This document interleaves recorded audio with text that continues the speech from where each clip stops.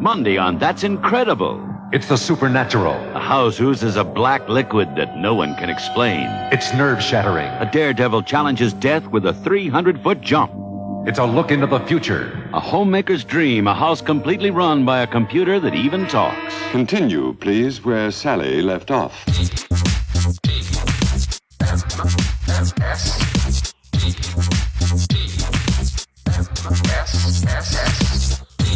The Morning Stream. Maybe I can help you. I am Boba Fett.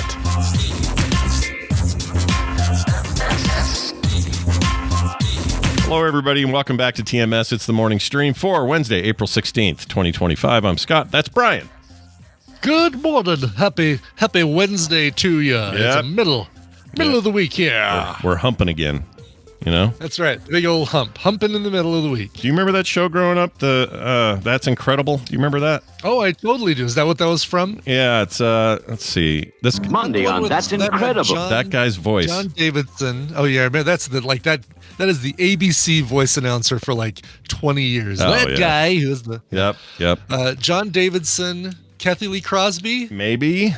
Not Gifford for sure. Joe Tarkin. No, Fran Tarkenton. Oh man. No, not Fran Tarkenton. These names are taking me back. Who was the third person? Because I always get it confused with Real People, which was a thing around the same time. It was basically like two different shows. That Real had the same People. kind of thing. Like, yeah, Real People was your Gumble. Skip Stevenson was on there.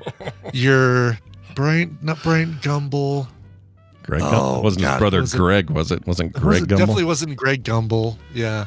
I don't know, man. Yeah, Fran Tarkenton, the football. Then it was Fran Tarkenton. He was the football player with like a shitty bowl cut. Like this guy. All right, let's take a look. Let's see how close I was on both of these. So that's Incredible. Television series, Wikipedia. Yeah. Hosted by John Davidson, Fran Tarkenton, Kathy Lee Crosby. Why would I ever question this? Of course you know who these damn people who hosted this show is. Getting skunked on TV's Travesty. What the hell? There's no balance in the force. Here's what you need. You need Travis to, if he can bring some Love Boat, 70s TV. Yeah. Exactly. Yes. Yeah, Love Boat. We need Fantasy Island. We need a little bit of That's Incredible, apparently. Exactly. All right. So Real People was your Skip Stevenson, Sarah Purcell, Byron Allen is who I was thinking of. Peter Billingsley, your kid from Christmas Story. Yeah. Fred Willard was on there for a while. Yeah. What years did that run? That must have been mid-'80s? That was 79 to 84. Oh, wow. Okay. Mm-hmm. That was actually was that kid on there before Christmas Story? That was 81. That's crazy. During, right? Like right in the middle of his run. Must have been his big. I thought his big break was Christmas Story. Apparently, I thought so too. Yeah, there was some half. I think I want to say that kid was like doing bit parts of stuff, or that. I mean, kid then, doing bit part stuff like all through his young life. Like, I know he wasn't Cousin Oliver on Brady Bunch, but he sure looked like Cousin Oliver on Brady Bunch. Oh yeah, big time. But he's probably like, hey, 8 is enough. Needs a best friend. What's his name? Right, Nicholas. right. To Adam Rich. Yeah. Jeez, how am I able to pull this shit out, Rich. dude? This is the wrong day. You should have been here today, Travis. Adam Rich. Holy shit. Adam Rich. Speaking of bad bowl cuts, right? That kid. Man, that kid. Yeah, they all had this like Friar Tuck thing just without the middle cut out. Yeah. Back then, it was like the hot stylings. They all look like that. Who was the skater, the ice skater that was a big deal in the Olympics? Dorothy Hamill. Yeah, look at you with the names again. Yeah. I know. See? It was like no time. I literally not even normal lag on Discord could stop Brian from knowing that name immediately. That was really funny. Right. Anyway, no, it's that's don't ask me about directors, but ask me about 70s TV stars, man. I'm all over it. Yeah. And somebody I think who mentioned Wink Martindale. Oh, he just died, right? Red Fraggle just died. Yeah, yesterday. I thought he died a while ago. I know. I thought he winked out forever ago. Dude, we talked about that I talked about that on Daily Music headlines today because you're thinking, Brian, I mean, he's a game show host. Why would you care? Why would Wink Martindale's death be on Daily Music headlines? Dude had singles. Dude was a recording artist and a DJ. He was one of the first few people, maybe among the first batch of people to interview Elvis Presley. He had quite the musical life besides tic-tac-toe. Well, here's funny you say that, because this morning I was catching up on a few things, and a video came across my feed that was an old 80s Letterman segment where, do you remember when you do Dave's old record collection or whatever that segment was called? Yeah, it has really funny album covers. Yeah. Right. So he's got this one. I'll play a little of it. We want to spend a minute and take another look at Dave's record collection. Here's... Thank you. I'll put it up here. I don't know about you, but when you think of truckers and their big 18-wheelers roaring down our nation's highways, the music of one man comes to mind, Wink Martindale. Now, listen to some of this country classic, Giddy Up, Go. Wink? Here we go. Highways that wind and wander over mountains and valleys, deserts and plains. Yeah. I guess I've driven just about all of them. Yeah, that's right, Wink. How many... Yeah. Driven just about all of it. Sure, you have, Wink. He did a cover of Deck of Cards. The song was Deck of Cards, which is kind of funny then that he'd go on to be a game show host for a bunch of games that had nothing to do with cards. Yeah. Yeah, that would have been perfect. Put him in the card ones, but nope. Right, tic-tac-toe maybe would be good, or the High Rollers was dice, but nothing with cards. But that one went to number 7 on the Billboard Hot 100 back in the day, in the late 50s, 1959. Damn. See, I had no idea. I thought he was game show host, and that was it. You know, sometimes what's his real name? Winston Conrad Martindale. So I guess you take the first 3 letters of Winston, the first letter of Conrad, and you get Wink. Yeah. Even though it's not Wink with it. Yeah, exactly. But it's still you got to have a way to get to Wink. I think you found it. That's it. Right. Because nobody pooped him out and went, I'm calling him Wink. No one's doing that. What a great name for a kid. Wink. Yeah. Wink. Yeah. I hate it. But anyway, rest in peace there, Wink Martindale and Winston, I should say. Quick note here about something that I came across yesterday. Lucky Phil reached out to me because we had said something on the show about eating kangaroo, some passing reference. Yeah. And I had said that I would eat it. I would try that. And that would be okay. I would eat some kangaroo. I would eat some Joey, as they say over there. Some baby kangaroo, you're even saying. Yeah, I would even eat a little bit of whatever. It's just, I don't, culturally, it's just not in a place where there are kangaroos, except at the zoo. As far as I knew, it was kind of illegal here, I would assume. But Phil reached out, who lives in Aussie land, and said, you can try the kangaroo burger. And you can do it in 2 different ways. They have them frozen at Sprouts. You guys have Sprouts, right? We do, yeah. There's one just a couple blocks from me. Same. I got one just right down the road. So I could go in there and check out some frozen kangaroo burger. All right. I'm not even looking at chat, so I don't want to know what Claire's saying right now. We can just ignore whatever Claire has to say about... She is not saying anything, amazingly enough. Oh, well, maybe she's not here. I was still scrolled back on Amy talking about Wink Martindale. No, it does not look like she's in here commenting. I'll probably feel it when it happens, even though I'm not looking. Yes, I'll feel it. Great disturbance in the forest, Yeah. as if 100 people in Ireland slowly shouted at the top of their lungs and then were suddenly silent. That's right, because that's about her level. It's about 100. Oh, there she is. She is in the chat. Okay, cool. Well, anyway, frozen at Sprouts, I could make my own at home. Or if I really want to go try out somebody's version of this, there's this place called the Burger Bar Farmer's Market or Burger Bar in Roy. I don't know why it's the or. Maybe he means you just get it at a farmer's market. But the Burger Bar in Roy, Utah has them. No, the Sprouts' full name is Sprouts Farmers Market. Oh, that's part of Sprouts. Yeah. Oh, I just call it Sprouts. I didn't realize it had a whole name. I guess it makes sense. Yeah. So I could go to Roy. Now, Roy's like an hour and a half north or something. I'm not sure it's worth that to get a prepared. Well, to not have it to cook it yourself, I don't know. Yeah, I mean, I guess it depends on. I'm gonna have Kim cook it. She could do it. There you go. You know what? I'm going to do it. I'm going to Sprouts and I'm going to get me some of this meat, and we're going to talk about it on the show. Are we gonna? Do you want me to do it too? Is this a? Let's have one of our. No one sends us food anymore, so we'll do this like a little taste thing. I know. Yeah, I'm looking to see. There's a place called Barbed Wire Reef in Denver. It's now in Edgewater, and they specialized in their old location in the Highlands. They specialized in unusual meat. Burgers and things like that, but I'm looking to see like their burgers, classic cheeseburger, black and blue, the Alamo, the deer Vistator, so that one's definitely deer. I wonder if you can, let's see if you get your choice of meat. Angus, buffalo, and elk are your choices. Ooh, I do like elk meat. Yeah, or Angus for that matter, or buffalo for that matter. All those are good. A beet sandwich, Chipotle. What's in the Alamo? What are your choices for Alamo? Again, Angus, buffalo, or elk.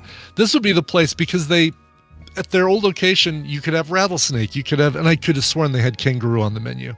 Well, almost guaranteed. A bunch of different sausages. Do they even have the sausages here? I mean, it might be kind of controversial, so maybe some places had to stop doing it or something. Could be. Like I did a search for Utah restaurants kangaroo burgers, and all I got were controversial headlines like Utah restaurant sells out of its ill-timed kangaroo burgers. Oh my gosh! It's like ill-timed. What does that even mean? Yeah, their sausages. They've got alligator and elk. They don't have their rattlesnake or kangaroo anymore. So, but I could just pop over to Sprouts and get some kangaroo patties as well. I think I'm going to do that too. We can. Let's plan. You know what? If this is possible, on Monday, yeah. How do you feel about that? You think that'd work? I'm good. I can do it. I'll make it happen. I'll do it too. This is great. We haven't done this in a while, so I'm excited. We can do a little food review. Also, I'm gonna write it on my to-do list right now. Pick up kangaroo patties. Nice. That's a weird one to put on there, but I love it.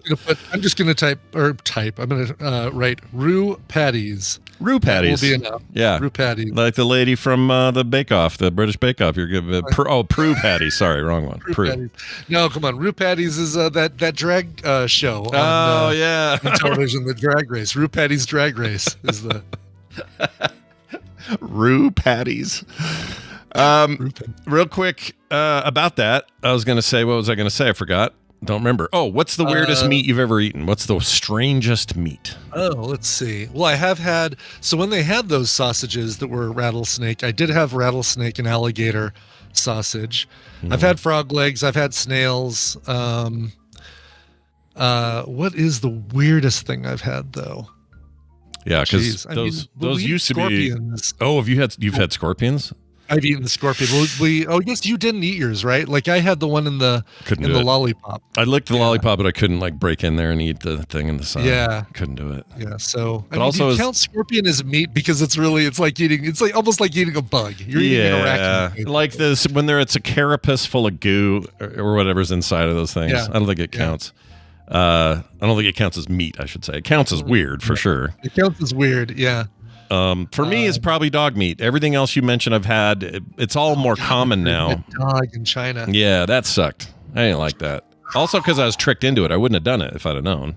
Yeah. They tricked me. Literally tricked me. For people who are like, no, you knew what you were doing. No, I said, you guys have beef strips. Because there's nothing on this menu that I want to eat. And the Chinese translator lady that was with me goes, oh, yeah, we can have beef strips. Hold on a second. Talks to the guy in Chinese. He comes out with this plate of perfectly exactly shaped strips of meat. Looks just like beef strips. Yeah, it had a little bit of taste bud bumps on the bottom. I didn't know what that meant. And I ate one and went, oh, okay, these are not quite what I expect, but I guess they're okay. And then she goes, ha, you had dog tongue. Oh my God. I'm like, you can't trick me. I'm your customer. You're supposed to treat me better. Yeah. That's weird. What's in head cheese? Because my grandmother gave us head cheese one time. Maybe I should rephrase that one. But head cheese. I don't think I've had head cheese. So that's cold cut made from cooked pressed pig's head meat. So I've eaten pig's head meat. Why do they call that cheese? I don't know. Because if they call it pig's head meat, nobody would eat it. That's a good point. But head cheese sounds worse somehow.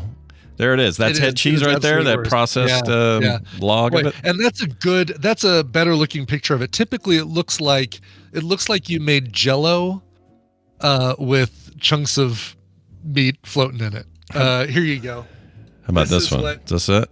That's closer, yeah. Let's see what you got. Yeah, that's closer. Put something in I'll there. give you this one right here. All right. This is what it looked like when we had slices of it.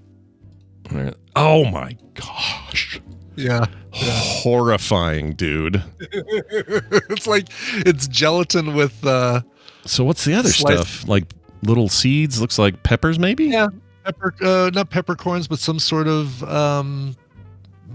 almost look like capers, but I'm sure they're not. Yeah, I don't know what that is. They're so bright yellow.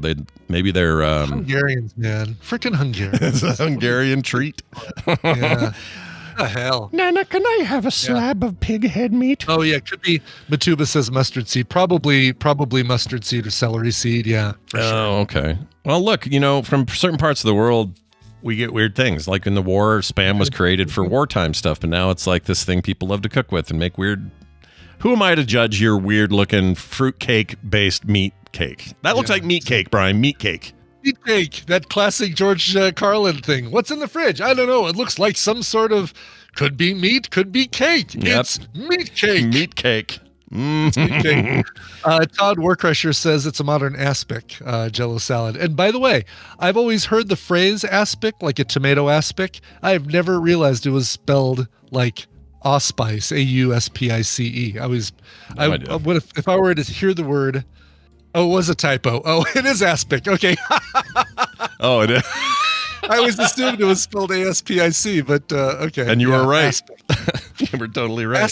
Aspic is like eating, what do we have? What was in the aspic? It looked like tomato jello. I'm not sure I know what that is either. Don't think I've had it. Let's see. Oh my gosh. Is that what we're Yeah. Okay, here you go. Yeah. What the hell is this? Oh. Wow. No, man. Is it more like this? That does not look like the aspic I've seen. I'm going to give you. Here's some 70s aspic. Looks like you forgot to defrost the green giant. Yeah, it's really bad. It looks like you can do a lot of weird stuff. This one's in one of those upside down pineapple cake thing molds. Yeah, here's eggs in there. This is the dude. The stuff I've had is more opaque with the red. Oh, look at that! It looks like you froze ketchup, basically. Okay, that actually looks like something I would try, though. Yeah. Compared to that, this other shit, I'll take that over that. Like, in a heartbeat. I assume this is just like gelatinized tomato. It is. It's gelatinized tomato. I mean, literally, it's like ketchup gelatin with olives, and you serve it with horseradish, I think. Oh my gosh, dude. It's so weird. And we had this at Thanksgiving when my grandmother Ellen was around. That was my stepmom's mother. Gotcha. And she would make the aspic. That was her recipe. Yeah, it's thickened ketchup is what it is. Gross. Nobody send us any of this. We don't want it. Oh, this one's interesting. This one's a little bit more like, cancel that. What are we doing here? Hold on. Here, let me show you this one. This is like a loaf of it, and you cut it into. Still, I don't like clear gelatin foods. Yeah, I don't want to see what's in there. It's like these are like it's like a Game Boy in the 90s. I don't need to see what's in there. Like, at least give it some sort of color. Make me think I'm having Mandarin Jello, but the clear. Yeah. It feels so medical. Like it feels like, you're using this to dissect a body and you want to keep all the organs in the same place. Yeah. Look at this one. This one looks like a hospital. Like, what are we doing? Yeah. Horrible. Horrible. None of this is good. Oh, unless you go super clear. How about this one? All right. Let me gauge this one. Super clear. That doesn't even look real. Wow. It may not be, for all I know. The internet. I know. Now. It looks like you just have a piece of glass over some corn, chicken, and succotash. Yeah. So I'm trying to decide if I prefer clear or a little opaque. I don't know. Maybe I prefer none of it. Maybe none of it is the answer. Yeah. Maybe don't make aspic. It's not even got a good name. Aspic's a terrible name. Aspic. It's very bad. It's like what you send somebody when you don't know how to sext. A lot of.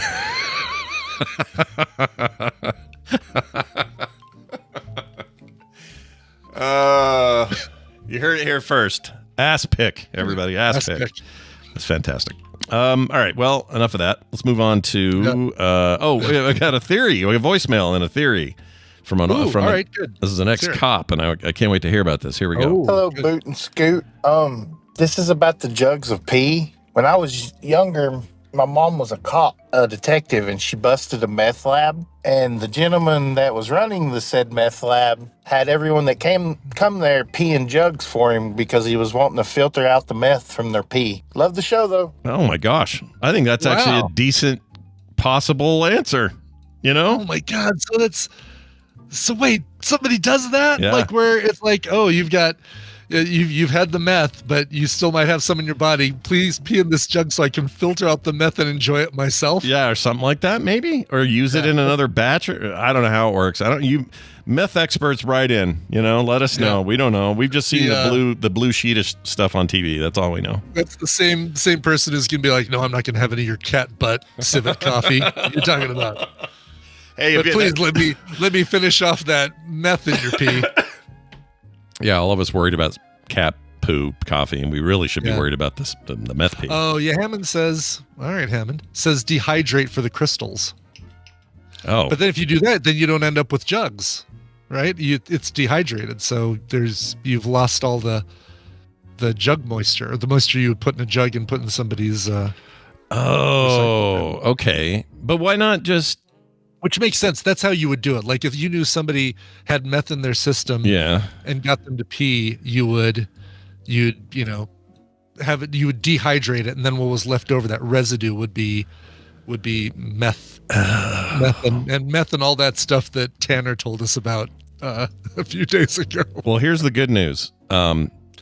By the way, just in case any of you are wondering if we can talk about something more disgusting than meat frozen in gelatin, clear gelatin. Yeah. We didn't plan this today, but it's coming. Yeah. This guy's name was Faturbud, something like that. I wanted to give him credit, first of all. Second of all, he has now made a permanent addition to the soundboard. I'd like to play it for you. Here you go. This is about the jugs of pee. That's staying forever. Never leaving. Okay. As it should, as it well should. This is about the jugs of pee. Yes. All right, Brian, we got one more thing to take care of. It's let's talk about meat space versus virtual space for a moment. Yes. So Amy and Chuck reached out to me this morning, and they are doing all the badges for TMS Vegas. On the ticket form, when you bought your ticket to TMS Vegas, there wasn't a place to put your screen name, right? Just your meat space name. And if you don't want your meat space name on your badge, if you want your name on your badge, obviously, reach out to Chuck and Amy about it, but also let them know if you want something other than your meat space name, if you want your screen name, because some people don't want the world to know their real names. And with this crowd, actually with Las Vegas, I could see why. So reach out to Chuck and Amy and just basically just let them know what you want. If you want your name on your badge, and let them know what you want. Yeah. I know Amy's in the chat. If they don't, you leave the badges blank if they don't request a name on there, right? Then it can go write it on there. Yeah. I sent them all the real names that I had, and then there's some in there that were screen names. These were all just taken from the orders. The problem is this form didn't have any custom forms for like, hey, tell us your screen name, which is something I guess we could have thought about ahead of time and done that way. But that's right. They have the sheet of stickers. Yeah. So they can they can give you your sticker at the thing if you want your name stuck on your badge. But if you don't want your real name on the sticker, then reach out and reach out to Chuck and Amy. So if somebody walks up with a wig and a fake mustache and glasses on and nose, we'll know that they also want to be, they want their screen names. Right, exactly. Get ready, Shane Maddox. We're ready for you, buddy. Perfect. Yes. He also, I love it. Shane put up a video of him running in some mini marathon thing or something. So it looked like some kind of run. Yeah. That was cool, by the way, first of all. Second of all, it's the usual thing where you just kind of takes the camera around. I wonder, it's almost like we know that he did that first and then you drew attention to it, but now I feel like he does it because that's now his thing. Maybe. That's what I know him for. So if you want to stay in the TMS meme anthology or whatever, you got to keep doing it. All right. And you do it naturally anyway. So just keep being you. Do what you got to do. Keep being you. Keep doing the thing you do. That's right. Shaved Maddox. Speaking of things we do, we're going to play a game. Brian Dunaway coming in hot. Yeah. That's the only way he can come in, that guy. He doesn't know how else to do it. Yeah, exactly. So he's going to come in. Why isn't this working? Oh, wrong group. Shit. Hold on. How do I remove him from the group? I can't because I didn't start it. Oh, no, really? Was Hold this on. the recommendal group? Yeah, remove Dunaway. Wrong group. Hold on. I put him in the wrong group. All right, now let's add him to the real group. Here he is. Okay. Now we're creating the group. Now there's rings of ringage. Now there's a theme to play. Here we go.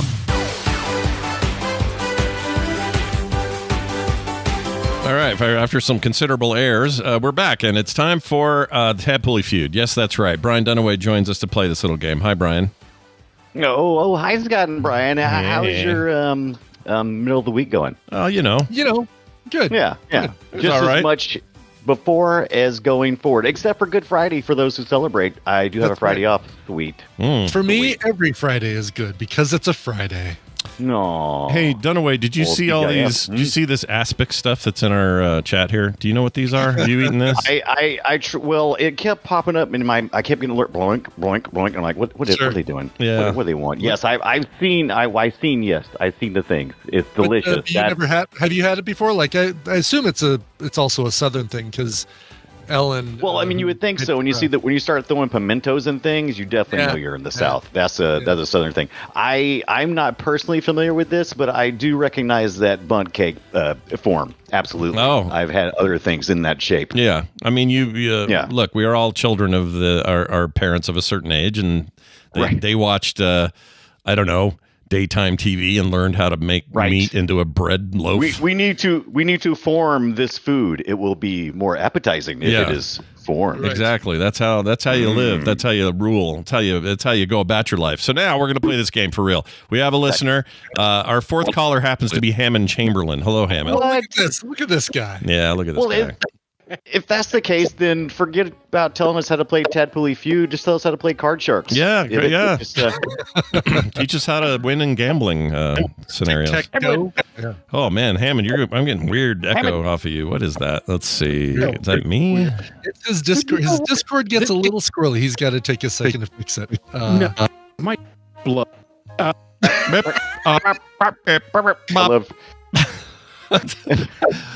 You can kill if it helps to kill video. You can because we'll never show you. You'll never be seen. There you go. Is that any better? Not same. Burp. Beep. Love it. My favorite thing. I love the curses. The Discord calls curses the best. Son of a. Exactly. Like only the right words come through the gaps. It's all good. Well, this is unfortunately why we aren't able to do record soundography on Discord. The mixer he has is a great mixer, but boy, it is USB. Does not like Discord at all. So we have to use StreamYard or Zoom or whatever. All right, we are now going to pick he said, don't worry about it. I'll pick someone else. He'll figure it out. It was good seeing you. It was good seeing you, Hammond. Let's take number 5. Or should we do 3? Let's see. No, I'll do number 5. It looks like it's, okay. Why won't it show me? Hold on, you guys. I swear this is going to work. So back to my Card Sharks ideas. Looking a little better, isn't it? Yeah, looking pretty good. Better now, yeah. Every second that passes by, I think you got an idea on your hands there. Kazumi is joining us, I hope. Hopefully. We're ringing. It says they're playing World of Warcraft, so, we don't want to interrupt anything. But No, please stop fishing in Orgrimmar and come answer your phone. That's right. Let's see. If, they do say they're good. They may have heard that Hammond was here and bailed. That sometimes happens. So if that happens, Hammond's got it. I'm out. All right, we've tried Kazumi. No go. All right, now we're gonna try the 6th person. You just take any call. Right. At this point, I'll take anybody. TRPW looks like is number 6. TRPW. We've had him on before. I think this will come through. WKRP and what? Cincinnati. I was in Ohio last week, and every time I saw the sign, I had to sing. I may have a problem. You do have a problem. Yeah. Do you sing the ending song that Brian learned us all that it was all nonsense? Do you know that was nonsense? There's no words. That's rock and roll, baby. Yeah, but there's no words. There's literally no words to it. They made all that up. Dude, absolutely. Wait, they scat, right? They're scatting. It's definitely not scat. I don't think I would put it in the scat category. All right. Hey, TRPW, who's definitely in the scat category. Hello, is with us right now. Hey, man, what's going on? I'm okay. I'm rather surprised. Can you hear me? Yeah, we can hear you. We can. Hi. You sound great. It turns out, as Hammond says, Discord sucks. Hammond, it's working for everybody else, man. Oh, Scott's not going to let you get away with that. No, he's got a complicated setup. He makes a lot of content. Why do you think? Why do you think every? For me about that. I'm still analog because of Scott. That's the whole reason. Never went to US. Tried it for a minute. Said nope. Good. USB sucks. Don't use it if you can help it. Yeah. All right. Hey, let's get to it. Brian Ibbett, you want to explain to TRPW and the rest of us how this game works and what's at stake today? Well, sure. It's time to play the Tadpool Feud. I've surveyed the Tadpool on some nerdy topics, and Scott and Brian will have to predict the answers that they gave us. It is their job to see how many of those answers they can guess. TRPW, your job is more important than ever because you are going to be working WITH, either Scott or Brian. And if your team WINS, you will get a prize package that includes Homeworld 3 and Sir Whompass Immortal Death. Oh, both excellent picks. Homeworld 3, I would argue, is maybe we all think very fondly of Homeworld 1 and 2, especially 1. It was a major deal back in the day, 03, 02, whatever it was. But this is actually a very cool sequel. I own it. It's great. It's really fun. You're going to like it. Sir Whompass, I am told, is very good, but I haven't played it. So there you go. Cool. That's a fun name, Sir Whompass. Fun to say, right? Yeah. All right. Did he get knighted? Is that how that works? Yeah. Yes, exactly. He was just Mr. Whompass until he got knighted by the queen. And Knight my Whompass. Yeah. Gotcha. You got to take a sword and lay it on his. I can tell you a story about somebody getting knighted. Please. Because I was there. Oh, really? When, as Prince Charles as he was, got knighted somebody. How what? He goes through with a big list. Yeah. And he's going to knight the guy. Yeah. And his equerry, his sort of servant, has forgotten to give him the sword. So Prince Charles is just basically leaning backwards and sort of waving his hand around. So he'll put the sword in his hand. Yeah. Wow. Wait, and then cut it? Not knighted at all. That's not knighted, is it? What is he thinking? He knows. He knows things. He should know. Yeah, man, when you're on the stage like that and people, I'll do anything. Just keep moving. All of a sudden, he's Star Wars kid, and that you. Yeah. Oh, the poor guy. He's really in for some trouble. All right. Well, excellent. Let's play this game and see who's better. We even know who's better, but let's try to see if it's any different. I was glad when Hammond was going to be a potential contestant. I'm glad as well for TRPW for this question. So let's see how it goes. All right. We asked 435 Tadpoolers to give their best answer to this. What's your favorite Beatles song? Or if you, Scott, go ahead. Oh, good. I'm gonna make an assumption. I'm glad you got it. I'm gonna make an assumption that you were. Oh shit! This might be a bad assumption. Maybe I should stick closer to it. Yesterday, I'll do that. Yesterday. Okay, show me yesterday. Okay. Only one answer will beat it. I will repeat the whole answer for Brian Dunaway. Whole question. What's your favorite Beatles song? And if you hate the Beatles, just write, I hate the Beatles. Oh, Jeebus. Oh, my God. That actually complicates things. What you were assuming, Scott? What? No, not even close. I thought it would be some of their solo, like Imagine or sure. Simply Having a Wonderful Christmas Time or some other bullshit. But here's what's great about what you decided to do. You have preempted the chat room. I have. Because you knew they were going to do that. That's great. Exactly. This is how I knew they were going to do it, and I'll tally it like any other phrase. Did it make the top 10? Is the question. But look at it like this. Yesterday it was only 35 out of 400 some odd people. Do we have that many smartasses, or is there's a pretty big library of Beatles songs? Ooh, I don't know. All right, so I'm going to go, Hey Jude. How about that? Can I do that one? Is that okay? Absolutely, yeah. Show me Na na na na na na na. Number five. Hi, Jude. Doesn't get you gets you some points, but it doesn't get you control, which goes to Scott. Scott, it is you and TRPW as a team. Sweet. About the Beatles, and he's British, which I don't know if it gives him an advantage or not. But let's try this. TRPW, what would you put it? Any of these numbers? Okay, well, I'd go for "Love Me Do" just in case. The US hit. Yeah, it was a big deal. I was early, right? Early Beatles. Yeah. Well, you want something? Don't you want something? Well, I suppose you want something low scored. So yeah, 10. That might get to 10. Oh, that's a good point. I don't. This is going to be interesting because I wonder, like in my own musical taste, most of my Beatles songs that I like the most are definitely not that kind of doo-wop 50s crossover. Later career, right? Like the mid and late Beatles career, not the early. Yep. Yeah, like the one where they showed up on stage and made all the girls scream. That was more of an Elvis is almost over kind of era kind of vibe, and it's not my favorite, but I don't know if I reflect the rest of the Tadpole. Sure. So okay. But yeah, let's get "Love Me Do" out of the way. Sure. All right. Okay, let's get it out of the way right now. Get out of here, "Love Me Do."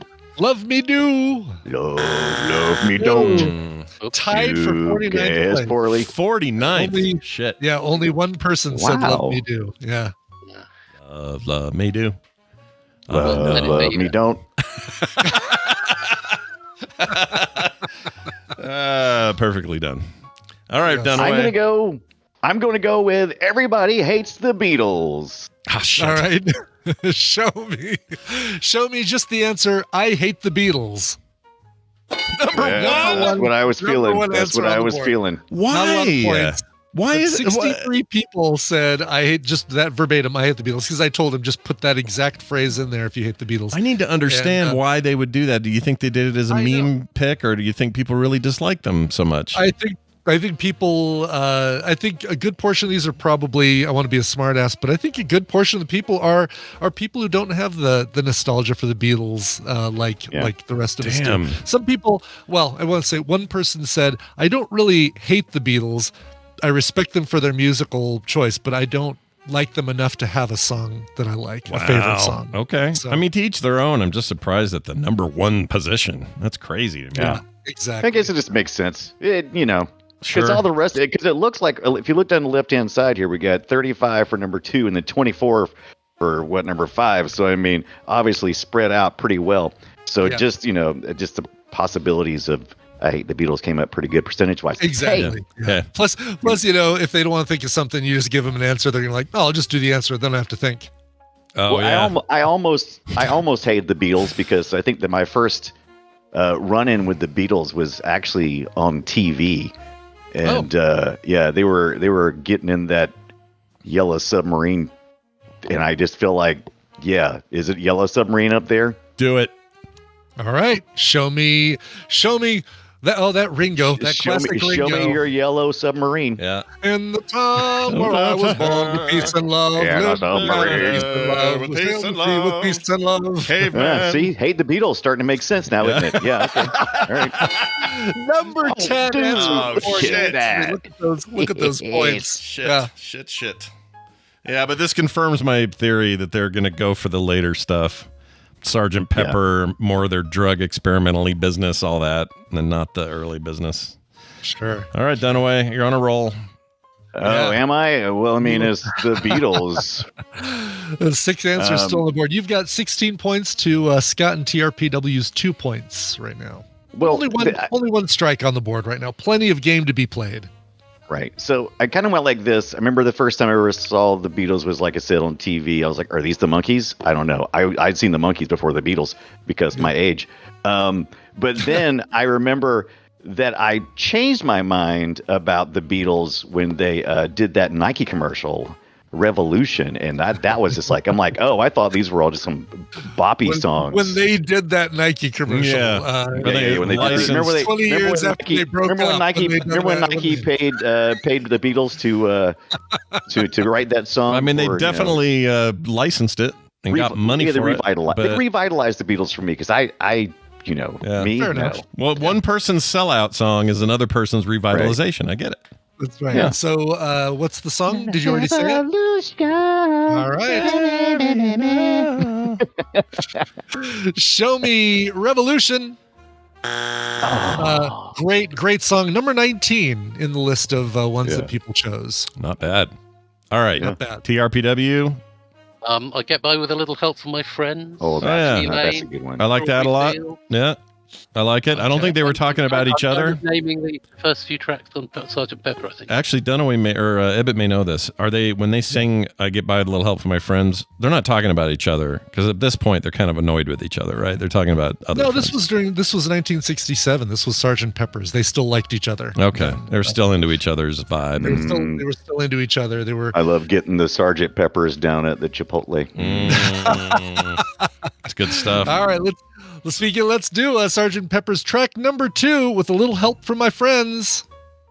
I know that one, number 33, and that one it is shocking, especially for fans of the Wonder Years, because that Joe Cocker cover is so popular that other artists cover the Joe Cocker version as much as they cover the Beatles version of that song. Dang, man, I don't know why I'm so surprised. I shouldn't be that surprised. Give you more money, apparently. Yeah. You've played. I think you've played my. Oh God, what's the band name?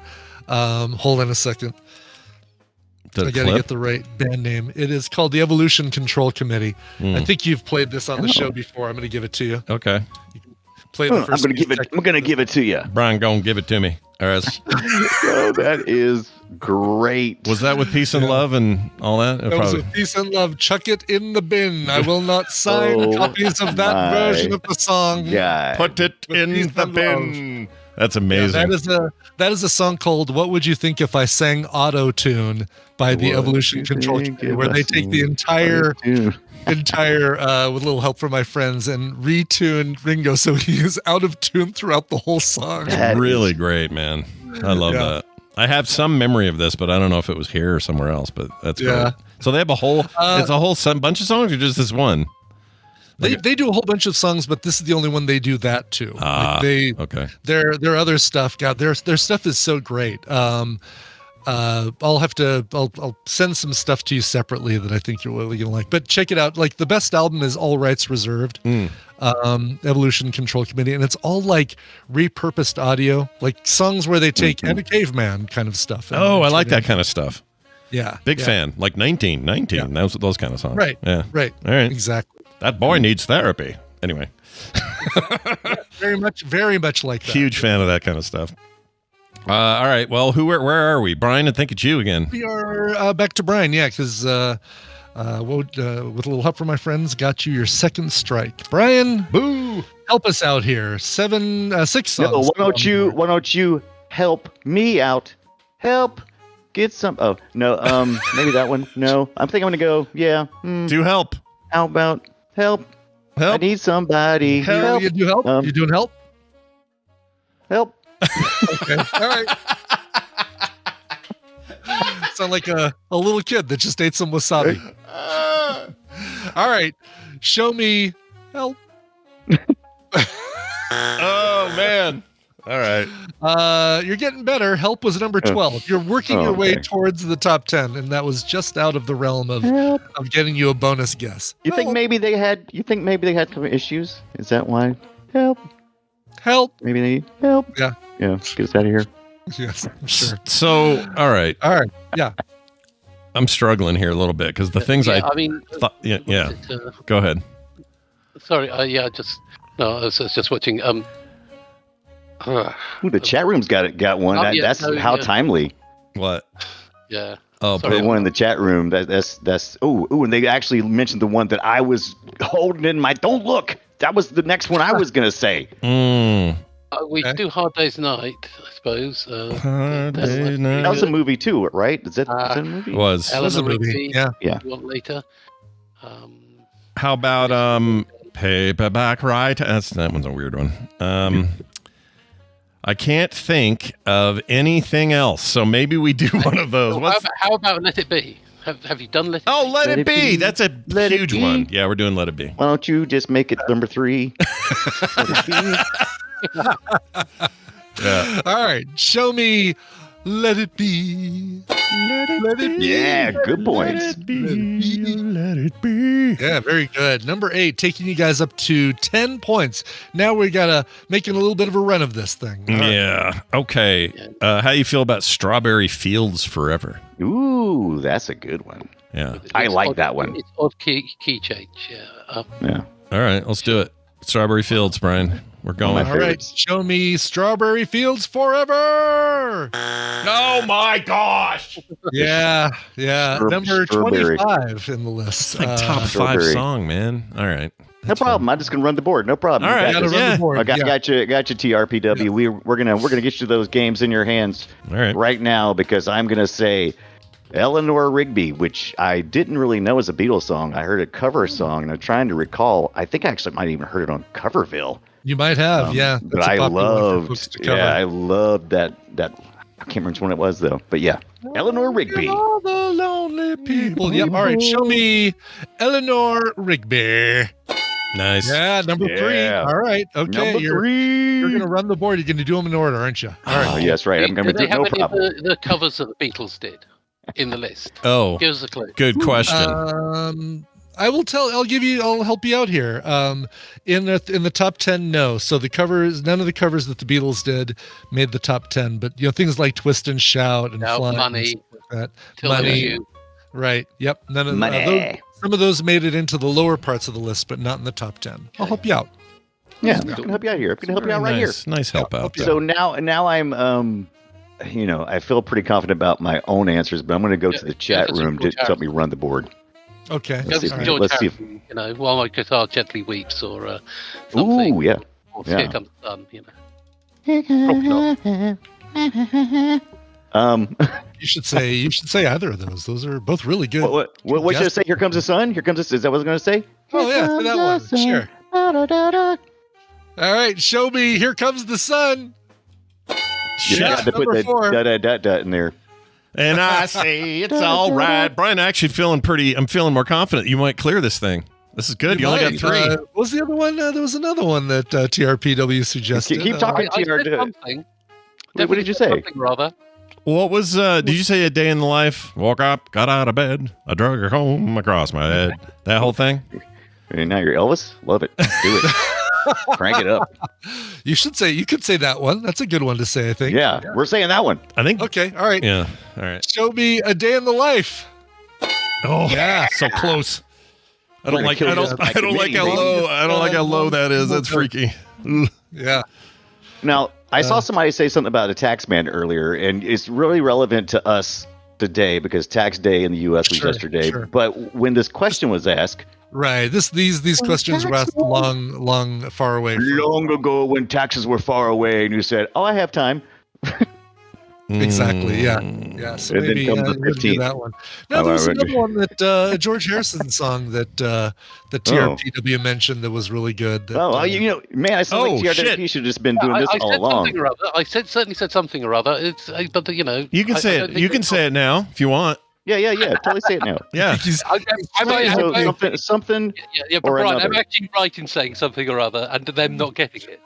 No, exactly. I love this. Yeah. But don't say that one. There was another one that TRPW. Don't do that one. No. Yes, weeping guitars. Yeah. Oh, while my guitar gently weeps. Yeah. Is it called weeping guitars? It's not called guitar weeper. What is it called? Get your guitars out and weep. Gentle weeping.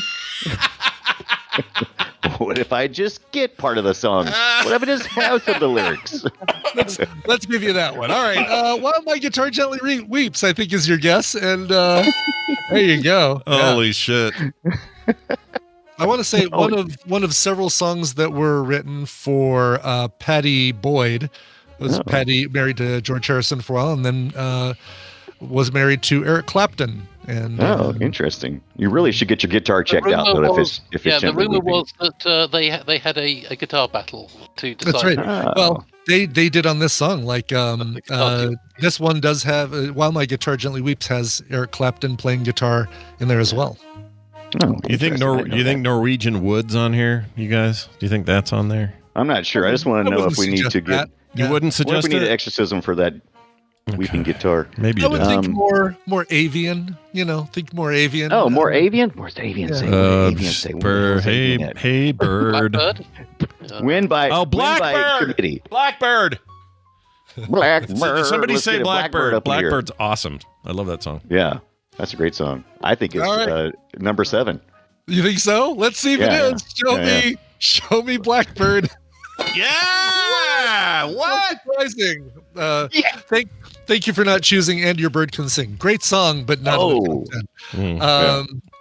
Blackbird number 7 means you guys closed out the board with a little help from your friends, and well done. Number 11, by the way, was "Come Together." Right now. I feel like we Over the walrus during this. "Lucy in the Sky with Diamonds," number 13. "Maxwell's Silver Hammer," 14. "Paperback Writer" was on there, but number 15. "Norwegian Wood," "I Am the Walrus," "Obla Di Obla Da," Rocky Raccoon, "Twist and Shout" was number 21. "I Want to Hold Your Hand," "Imagine," not a Beatles song. "Sergeant Pepper's Lonely Hearts Club Band," "Across the Universe," "Get Back," "Golden Slumbers," "Helter Skelter," "Nowhere Man," "Penny Lane," "The Long and Winding Road," "All You Need Is Love," "Back in the USSR," "Dig a Pony," "8 Days a Week," "Happiness is a Warm Gun." So far, you guys are all doing pretty well as far as actually putting Beatles songs in Beatles songs. Yeah, my favorite songs are "I Feel Fine" and "All My Loving." Both of them are great. Yeah, those are good. And both of those in the single vote deal. I've just seen a face which should have had way more votes than just 2. That's a great song. "Here, There, and Everywhere," "Octopus's Garden," "Something," all the way down to number 45. "Something." "Two of Us," why don't we do it on the road? "You've Got a Hydra Love Away," "Admiral Halsey," which is a Paul and Linda McCartney song, so not that one. Yeah, you're about to say something, Brian? Oh, well, while you didn't explain to me how to play card sharks, I still don't know how, but I am curious if you know the number of Beatles songs in total.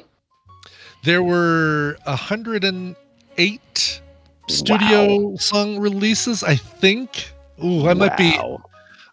No, I'm way low on that. It's way more than that. They definitely are over 100. I know that. I don't know how much over 100 there. It's over 100. There are over 50 singles, I think, because the Red and the Blue albums are about 50 between them. Nobody did Revolution, by the way. Revolution. Yeah, we did Revolution. Did you? Yeah, we did 213 songs. I got an that was in half, basically. It was. No, I know you said Revolution, but did anyone vote? Did anyone in the tadpole say Revolution? Oh, Revolution was on the list. It was number 45. No, it was number 19. Oh, okay. No, 19. I do have a problem. No, 19. I love that song. That's such a good song. So they officially released 188 original songs, 25 covers, and then after their breakup, they released another 100 songs. Jeez. Crazy. Demos and masters and things like that. So that's crazy. I didn't know they had that much in them still when they broke up. Yeah, that's wild. Yeah, 8 years. I have a great chart Just in 8 years. that I've hung up here called it's by the Pop Chart folks come together, and it lists every studio release song and breaks out who played what instrument by little colored strips. So for yesterday, for example, it's all Paul because no drums on that track, no bass, nothing else except for string orchestra and Paul's guitar and vocals. Yeah, that's awesome. Now I'm in the mood for the Beatles. Well done, everybody. We did it. There you go. Yeah. Revolution, baby. Well, that means TRPW has won these prizes. Brian, tell us what they were again and who gave them to us. Yeah. You are getting Homeworld 3 and Sir Whompass Immortal Death. Big thanks to Wesley for providing them. And I'm going to send them to you right now. Excellent. Wesley, one of the great fountains of free codes. He's the best. TRPW, how do you feel about your win? I feel good. Do you? I Good. feel fine. Scott Fletcher says this about you. Congratulations. Go watch Caveman and see a real performance from a drummer. Actually, you want to watch Magic Christian. Oh, that's got Peter Sellers and much better. I've never heard of this. Yeah, really, Magic Christian. It's got the theme song is a song that the Beatles wrote called "If You're Ready." If you're ready, so come and get it. If you're ready, come and get it. So, and they got Badfinger to record it. Yes, and Badfinger are the. Here it is, come and get it. But you better hurry because it's going fast, right? Badfinger wrote the song that was recovered by Nielsen and Mariah Carey, which I can't remember right now. Good Lord. I want to kill Mariah Carey every time I hear it. Without you, that's the one. No. I think that just put you on the list. Yeah. I just put them on a list. Mariah Carey's people are now aware of your stance. Have a good one. Yeah, you had me at Christopher Lee as Chip's vampire. Yeah, dude. That Without You is the song about Ken Lee. Right? You've seen that video where it's Ken Lee, if living is without you. Oh.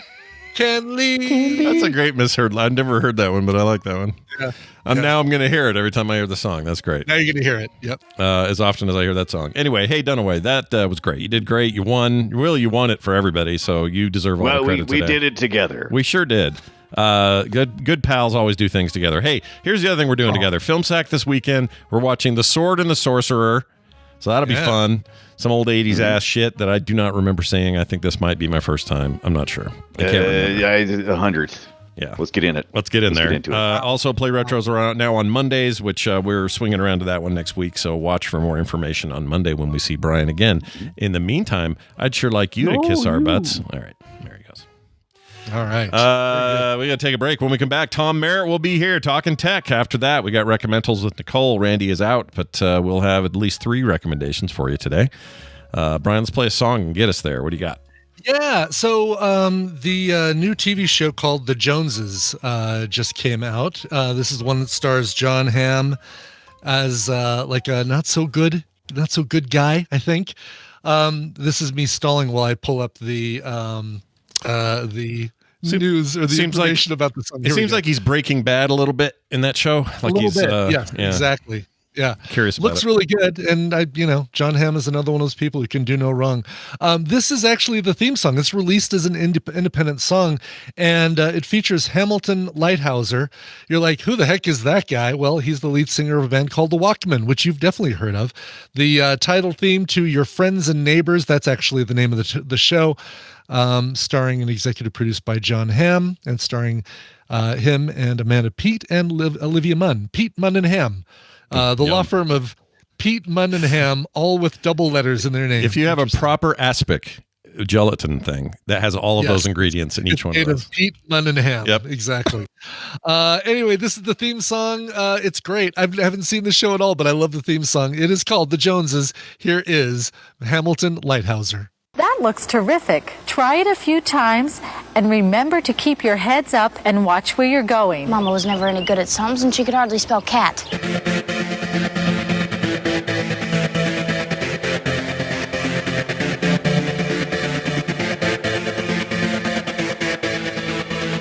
And we're back. Who was that again?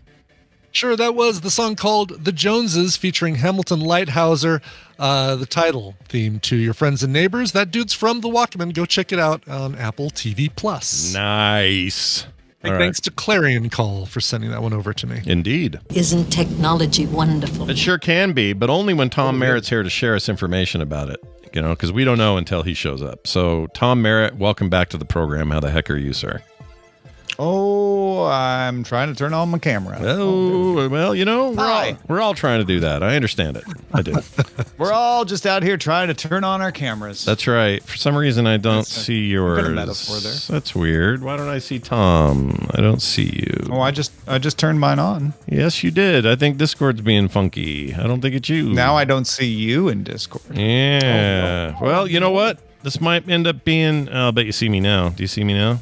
I do, yeah. Why don't I see you? You know what? Today's tech news is about why Discord won't let me see Tom. That's really weird. I don't know why I can't see you. Have you tried turning it off and turning it on again? No, but that would end the call and the show, so probably can't do that. Don't do that. No. But would it work? Well, it might. You never know. Well, instead, I guess we'll just dive in and I'll try to fiddle with this as you're talking. But Tom Merritt is here, as he does every Wednesday, talks about the tech newses of the day, all before Daily Tech News Show Live, which happens a little later. I'm on the Wednesday edition, which is super fun, and I can't wait to hear what we're doing. So, Tom, what's tickling your tech testicle? That didn't work. That's not what I meant. It's not what I meant. Jeez. It's not what I meant at all. Wow, there is a is that a portmanteau? Is that what that is? Portmanteau? Mento? Monto? Tech stickle. Portmanteau. Yeah. Sure. Yeah. I like it. Tom's about to Not give a us a texticle. which would be frozen. Yeah. This is just me wanting to avoid this topic. So over the past 24 hours, I have received many panicked emails from very reasonable people. I receive panicked emails all the time, but these are from reasonable people saying this seems bad, and it was because of a note sent out by the MITRE Corporation Vice President Yasri Barsoom that the contract for funding the CVE had expired or was expiring, and no funding would be coming in to maintain it. And you may say, okay, how does that affect me, Mr. Fancy Algorithm Acronym Guy? CVE, if you don't know it, is a database of vulnerabilities. So whenever there's a new vulnerability, you hear about a virus, you usually hear the fancy name like the Bloodsport virus or the vase cracker virus. But behind that is an actual number that security professionals use to make sure they're all talking about the same thing. Because sometimes different people are calling things different names, like, oh, I call it the Bloodsport, but I call it the Blood Cracker. And the CVE makes sure, like, okay, we're talking about this one, right? And especially because sometimes vulnerabilities have multiple aspects and you can solve one without solving the other. So the CVE keeps those straight. Like, this one's been patched, but this part of it has not. And it's just a good way for people around the world to be able to understand and be able to fix security. It's not fancy, it's not sexy, but it's important. And the U.S. has pretty much funded the maintenance of that database until Tuesday. So everybody in the security world was panicking like, well, if we don't figure out how to maintain this, that's going to be really good for the cyber attackers of the world, because there will be more confusion and slower fixes. And it's already a pitched battle with people exploiting vulnerabilities. However, Tuesday evening, the U.S. Cybersecurity and Infrastructure Security Agency, or CISA, part of the Department of Homeland Security in the U.S., decided to execute or announced an execution of an option period on MITRE's contract to operate the CVE by 11 months. So we kicked that can down the road until next March, and the CVE will continue to be maintained. Crisis over. Or is it? Or is it? So it's a for now kind of thing. But if they... Wow. Okay, correct me if you think I'm wrong on this, but it feels like the idea here, as much as I may disagree, I like the idea that a government would be interested in its own cybersecurity. I think that's good, and that's a thing we should fund. And if does it need to be more efficient, fine, tell us how, and then maybe we can do that. But I think dumping it all together is a huge mistake. That being said, is the idea to drive industry to pick it up and run with the ball? And does that mean one entity is more ready to do it, like Google could do this but nobody else could, or they'll all have to fight over or come up with a conglomeration of corporate interests to say, well, we're all going to maintain this together as a group? Like, what do you think happens in the 11 months, if anything? So yeah, between the time that the note went out and CISA extended the option on the contract, the CVE board. So MITRE Corporation's a nonprofit foundation that does a lot of federally funded research. They don't just maintain the CVE. It's a big nonprofit company. And the CVE has its own board that oversees the maintenance of the database. That board set up something they have planned over the past year. So this was already in the works, the CVE Foundation, an independent nonprofit agency to make sure the CVE continued. So they were scrambling to go ahead and launch that and gather funding. So that could have been a way forward. There was also a couple other efforts. Europe has their own database that they were pushing forward as like maybe Europe could take this over. There's a decentralized one called the Global CVE Allocation System that's out there. So there, as the the old school internet spirit shows, there were plenty of people willing to jump in and try to figure this out. I think what happened is this fell through the cracks. The fact that CISA scrambled in and just executed an option on the contract rather than giving a new contract sort of indicates to me that somebody was like, oh crap, we're not ready to renew that contract yet. We need to get to that, but is there anything we can do in the meantime so it buy us more time? We can exercise the option, and that gives us 11 more months to think about it. Great. It doesn't seem like it was a policy issue. It doesn't seem like this was a decision so much as it was something that fell through the cracks, but I don't know. If it had been a decision, it could have been a decision meant to say, like, hey, why is the U.S. the only one paying for this? Let's see who else would be willing to fork over. And it worked, whether it was intentional or not in that case, to see, like, okay, there could be some other ways to maintain this going forward. Yeah, that could be the method of let's let it all freak everybody out, so then action is taken, and then let's see what that action is in the worst case. I don't get the sense that was the case because of the way they exercised the option Tuesday evening. But I don't know. It's hard to tell in this current administration what's going on. Yeah, nobody's really telling anybody anything. Well, I'm glad for the reprieve, but also it's just really important. This sort of thing is very important. So whatever happens with it, if we don't want to be in charge because we think it's money not well spent, okay, but I just want the backup plan to be a strong one, whatever that is. If it's the Europeans taking it over and we benefit from that, great. That seems weird that we would just dump it on somebody else. I don't know. I don't know how. I guess I didn't even know it existed. Reminds me, there have been other parts of the internet that were being funded by the government out of inertia. Because the internet was created by the Defense Advanced Research Project Agency. And so some stuff continued to be funded because of that long into, the decades after the internet became a global phenomenon. And there have been other situations where folks are like, well, should the U.S. fund this? Usually they play out with external pressures saying we don't want the U.S. to be the only one funding this because that's too much control over an important resource.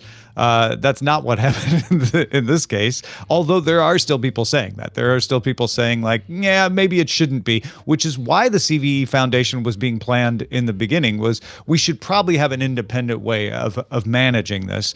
There was a similar thing happened years ago with domain name registrations at domain name tables, where it was being run out of the U.S. And a more international way of administering it was being pushed for.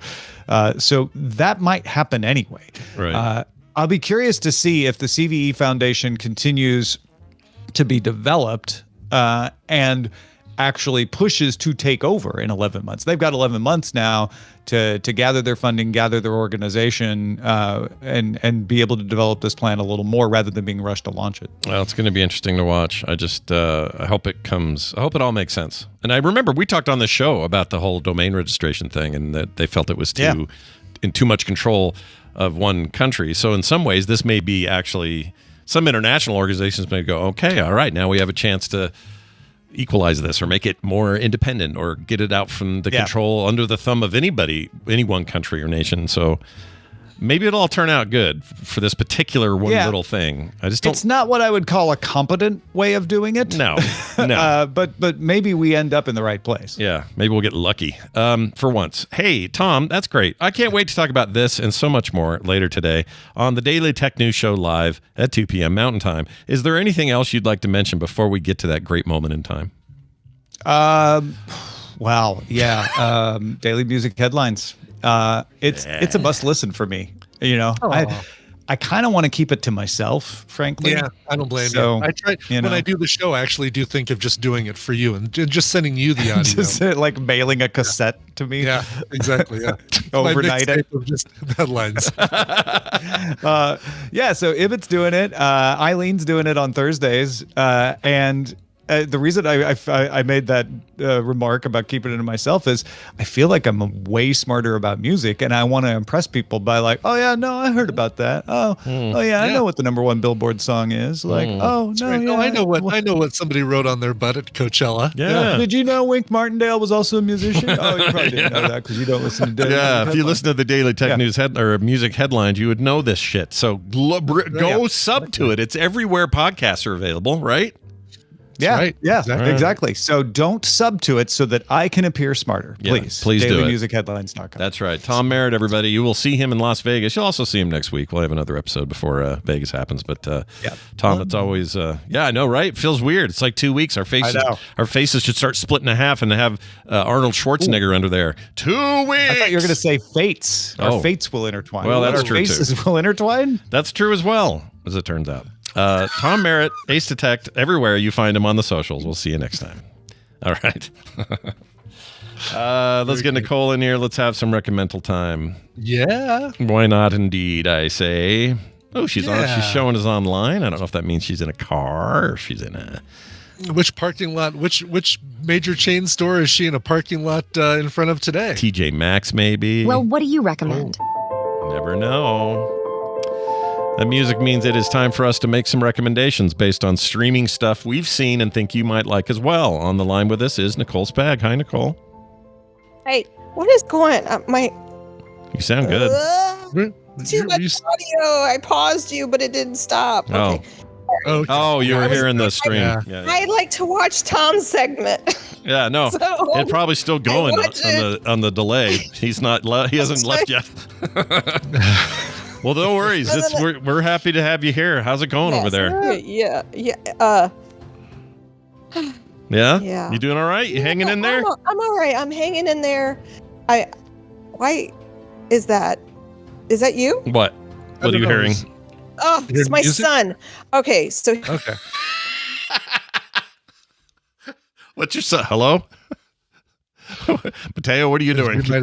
She might have just muted to answer something from her son, maybe? Maybe he was asking, look, the kid's got questions. Nicole's got answers. Yep. She's a good parent. She's always looking out for his best interests. If it takes a minute out of a radio show, it's okay. For sure. We're here to support it, and we're here to talk until she says something. She's just sort of there now. No rings of ringage or speakage. Just kind of hanging out. It says she's playing Repo. Real quick, that game is a riot. So if you haven't seen Repo, it's cheap and it's on Steam and it's this weird 4-player thing and it's kind of scary, but also not. So that was a fun little mention that I'd give you while we wait for Nicole because we're just killing time. That's cool. No, I've never. Is it a chore core? Like, are you basically you're repoing cars that people aren't paying for? It is more like. See if she's sending us video. Oh my God. Maybe that'll help. Hello, hi. Oh my God, I don't know. Do you hear me? We do now. Yeah, we hear you. And we see you. I did you hear me yelling at my kids? No, we missed that entirely. Oh my God. No, you could have gotten away with nobody knowing that you yelled at your kids if you. Oh no, she hung up. Did we lose her? Oh shit. All right, let's try it again. So they're still using dial-up over there, so people keep picking up the phone or something. Who knows? Oh. All right, ring. Here we go. We're trying it again. Okay. Wednesdays are always a bag of who knows what. Yeah. Brian and I don't know. We don't know how this day is going to go. We never do. We never know. No, this is true. It's always a fun surprise. Yeah, we know it's a hump day. We know we have to get over that hump, and that's it. Yeah, there we go. Oh, I guess I don't see the circles when we're in video like this, right? Oh, right. They just if she's her black and whiteness though, I think is showing. Oh, you're right. That'd be nice if we could see that.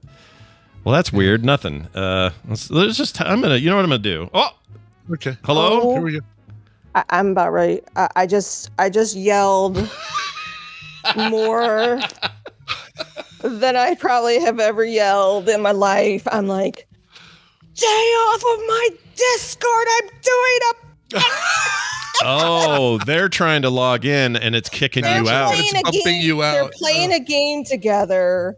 Repo. Yes, they're playing Repo. They're playing Repo. Yep. I need to get Ava, I guess, her own Discord because this is not working for me. And Mateo kept kicking me out, and I'm just like, don't touch it. That's what they're playing. We're used to you yelling Mark, but we're not used to you yelling Mateo. Oh my God. So this game, game they're playing, by the way, real quick, it's pretty fun. It's like a survival horror thing. But it's goofy too. Look how goofy these characters are. They're super. Great. Look at this. It's super fun. I thought I was going to freak Eva out. Yeah. But she said, "No, I don't mind it at all." I'm like, "Are you sure?" It's pretty like memey. Like ridiculous things happen. It's not very violent. It's kind of just like, what the crap was that? Kind of. Yeah. It's not if that you want to scary. stay on trend of what Gen Alpha is playing, just follow Mateo on Steam. That's what all the kids are playing these days. That's right. This thing is only $10. So Yeah, they always buy the cheap games. nothing wrong with that. I'm a big fan of and the then, cheap and games. then he plays it, and then he asks for a refund. He goes, "But I could do that." I'm like, "Oh my god!" Yeah. We all go through a stage of returning our video games. We all do. Well, for me, it was back when Software Etc. was around, and they had a 7-day return policy. So me and my buddy Andrew would go home, and we would play that game as hard as we could and fast as we could to try to beat it before the 7 days. Oh my god! And then take it back. But now I'm past that. I understand it was folly, but it's against kids. It's okay. Oh my god! It's all good. That was just. I'm so sorry. You're all good. We're just glad to have you. That's all. That's all that matters. I'm happy to be here. I'm in a good week. We went to see. So yesterday was Mark's birthday. I took him to a concert I wanted to go to. And who'd you see? Boy with Uke. Boy with Uke. Oh, okay. Boy with Uke. I don't know who that is. So apparently he came out about, I don't know. I found him on my drive to Denver when I was trying to figure out like what the hell was going on with me. And I've had so he has a few songs, one called Toxic. Is this the guy? Corduroy. Can you see our video? Is that the guy? Yeah, I can see your video. Is that the dude? Does he have his, okay, so here's the thing. He started out wearing that mask. Yeah. But it caused him severe anxiety and depression. And so this is called, he's doing that's him. Yep. There he is. And he's a fun musician. And I like musicians that are transparent about mental health. And he was one of those that kind of helped me through a rough time. And I was like, cool. I really want to see it. And it's called his tour, his latest album's called Burnout. And so he's actually dropping. He's kind of doing a YouTube thing. I mean, he's Gen Alpha, so sure. No, he's Gen Z. So because he's 22. I guess his real kickoff TikTok's where things really took off for him. It looks like TikTok is where it was. So we went to Columbia, which is about an hour from us, to a place called the Rose Music Hall. I've never been there. It is owned by my favorite venue, the Blue Note. And we get there, and I'm like, "Oh, this is outside." So what's the temperature currently right now in Missouri? It's cold. So I ended up buying him his sweatshirt just because. It's a great way to sell swag. Say, yeah, it's April. I'm gonna have my concert outside. There were so many of us. There were so many of us, but there were so many kids, and it was open, and it was like a field, and it was actually one of the cooler concert experiences I have ever been to. Cool.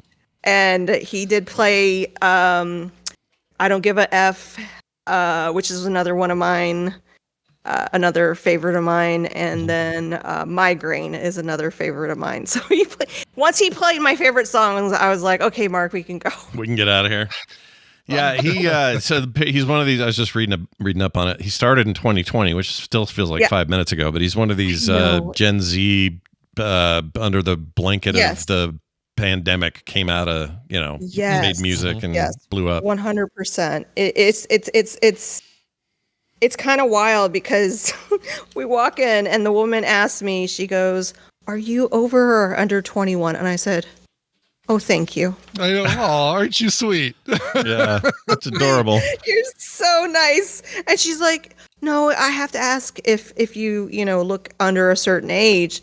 And I said, "Honey, I'm turning 49 in a week." Nice. And she's like, "What?" Yeah. I was like, "You just made my day." The sweet comments just keep cooking. I know. Yeah, that's great. Mark tolerated his birthday for a thing for me, and I appreciate him. And I took him to a Cajun seafood place. There's a bunch of them in Columbia, and we both did you eat some gator? You both stink from it. Mark did get diarrhea from it. Did he? It's just so much butter. Yeah, it's all deep fried. Did you get some No, it's not all gator? deep fried. It's not deep It's not? fried. Oh. No, it's where they bring it in a bag. Oh, and the it's all boil. boil. Right. So you got Yeah, the and then dump corn it and on the the- potato, but there's Gotcha. just so much butter and Yeah. oh god, it was so good. Oh, so we've got places like that here, but then we've also got like the Bayou Bob's, which is The fried stuff. etouffee and gator, fried gator, and all that stuff. Yeah, yeah. But, oh, That's love not seafood boil. Definitely, there's a bunch of seafood boil places in Colombia. There's one downtown that I went to, and that's the one I was going to take them to. And then I go, I should probably look it up to see if it's open. And of course, they're closed Mondays and Tuesdays. Of course.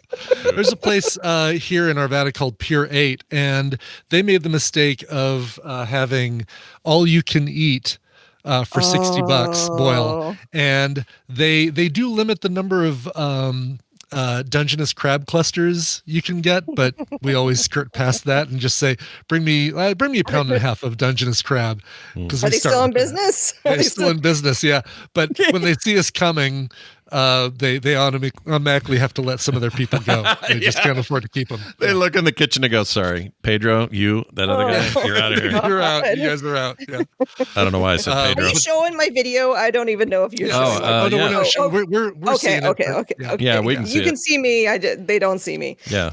Yeah. They can if you You're want. holding your microphone like a millennial. You don't have to show me. Because it's okay. That's the only way I could get the audio going was the video. No worries. Well, I'm going to show them just a shot of you holding your microphone. Here you go. This is very Gen Z of you, by the way, talking into your wire.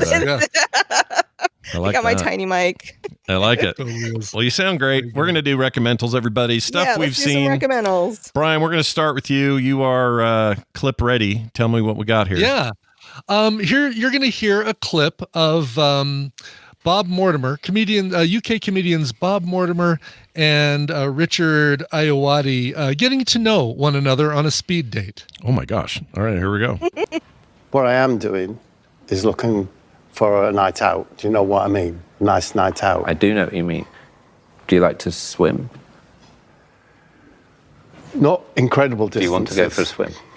No, I don't want to go. You won't come for a swim? Please don't. So you don't like adventure? I do like adventure. Would you come with me now for a swim? Would you come with me? I would like us to do some drawing under a horse. We could get under that horse. Yep. We could even sketch on the horse's belly. I would like to do that. Yeah, you're my type of guy. There are times when you're under a horse where it can get real. Yeah. And it can get real fast. Oh, good grief. Anyway, do you have anywhere in your house that you can hide away? So, just be by yourself. Let's talk about intercourse. Okay. Is it on the table? No. Okay. Is that okay? No. I assumed you were just looking for a fingering.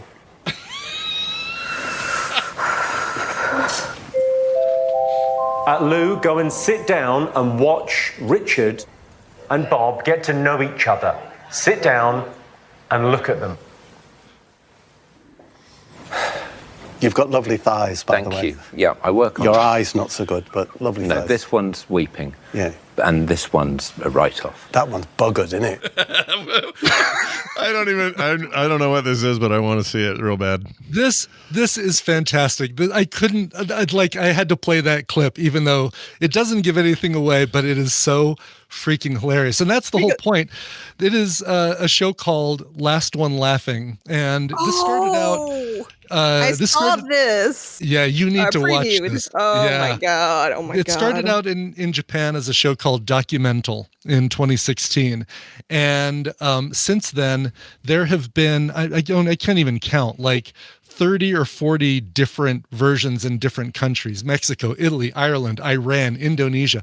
And the premise is simple: you put 10 comedians in a room, lock them in a room together for 6 hours. And whenever somebody laughs, you pull them out. You're out. Exactly. Yeah. They technically get one warning. They get a yellow card the first time they do it, and the second time they do it, red card, and they're out. And the last one. And it's improv too, right? It's like Yes, it's 100%. I mean, it's not so much improv as it's them just trying to do everything they can to crack each other up. It's all improvisational, but it's not like we're up on a stage, give me a topic. Right. That sort of thing. And they're actual. I mean, these are working comedians too. These are working comedians. Right. Yeah. I mean, this in the UK version, you've got Lou Sanders, Daisy Mae Cooper, Richard Ayoade, Bob Mortimer, who I mentioned, Rob Beckett, a bunch of former Taskmaster people. Can I tell you that I'm a little what makes me nervous about this, and you can just get it out of the way early? Sure. I don't like Jimmy Carr. He annoys the hell out of me. Is he the host? You don't like? I don't like him at all. I can't stand him. He's the host. He's the host, and so you do get a fair amount of him, but not Jimmy Carr like. You get basically like 5 minutes in the beginning while he explains the game, and then he's really just the host and comes in and gives the yellow cards and the red cards. That would probably work. He actually, I'll bet he's actually a pretty good host. Like I could see him doing the host stuff and not being too overwhelming. But like his stand up and stuff, freaking can't stand listening to that guy. I'm not I'm not a huge fan either. But I really know zero of these comics. Okay, well, let me tell you about the other one I watched, because before I watched the UK one, which had me laughing constantly the entire time, I also watched the Canadian one as the first one I saw, because I really liked the lineup. You had Andrew Fung from Kim's Convenience, Tom Green, Colin Mockery from Whose Line Is It Anyway, Dave Foley from Kids in the Hall, Mae Martin, Caroline Ray from Sabrina the Teenage Witch. All doing the same thing. And Tom Green is just he is such a monster. He is so able to do stuff and say stuff and hold it together exactly, and not and not crack up himself. That's the other thing. As you're trying to crack other people up, you got to worry about cracking yourself up. So when there's a lot of visual comedy where somebody will like put on a dumb pair of glasses or a big extended nose or something like that and walk into the room just to see if the shock of that gets somebody finally breaking up.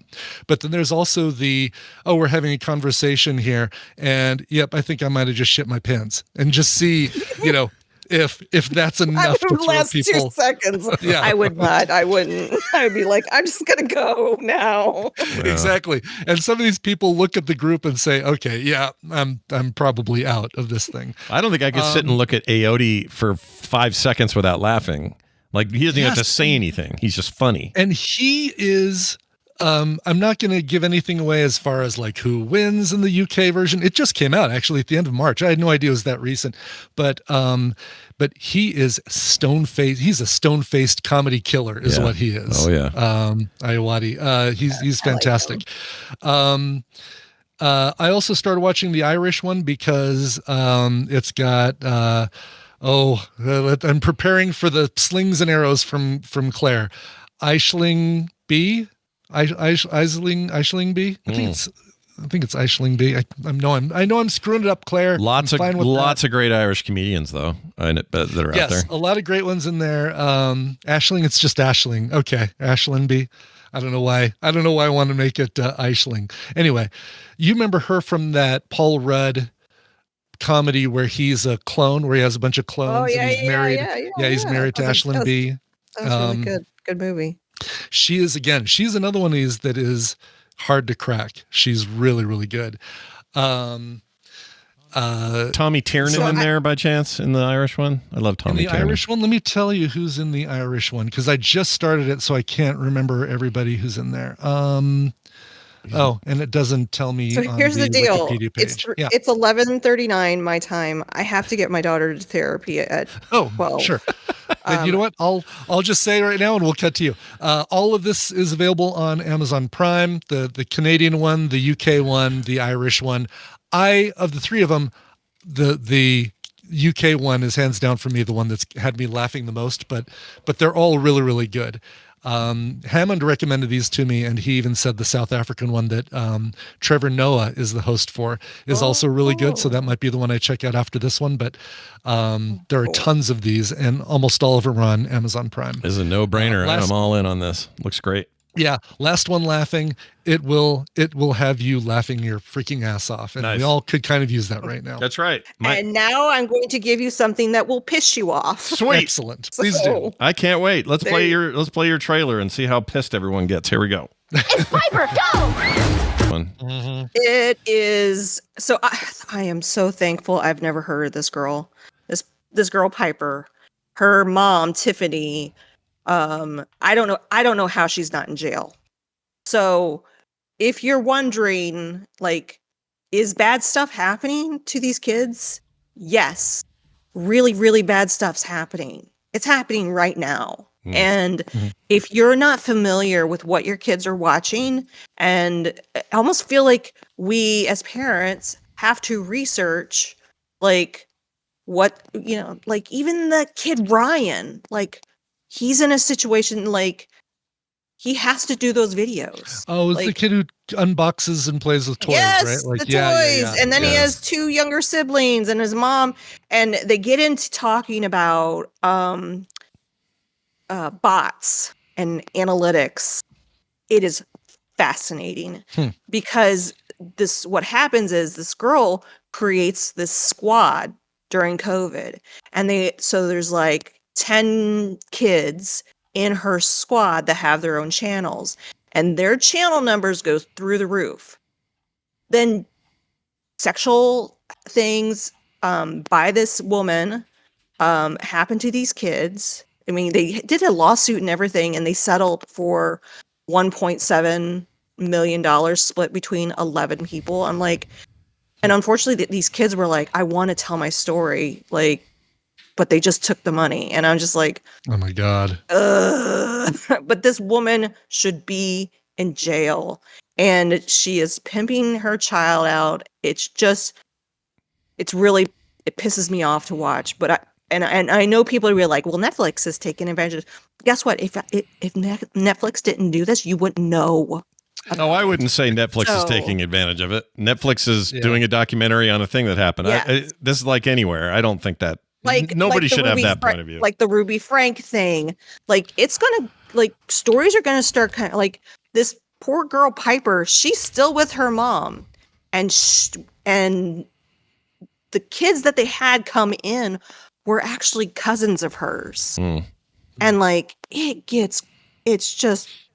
So what happens that really made me kind of go, man, there's just no oversight to any of this, is that when these kids left the squad, their numbers would tank almost immediately, like losing hundreds of thousands of subscribers. And a video hasn't even gone out that they have left the squad. And so they had a YouTube person on there going, yeah, that's weird. And it's all bots. It's all bots. And it's all... The Ruby Frank documentary sounds like a great companion piece to this. If you want to really, really make your weekend a nice dark one, watch both these back to back and realize that, man, there's some dark shit happening in the influencer world, especially in the kid. We should say the name, by the way. We haven't done it yet. Yeah. Bad Influence, the dark side of kidfluencing. I hate that word so much. I hate it. I know. Yeah. Kidfluence. It's I mean, it's on Netflix.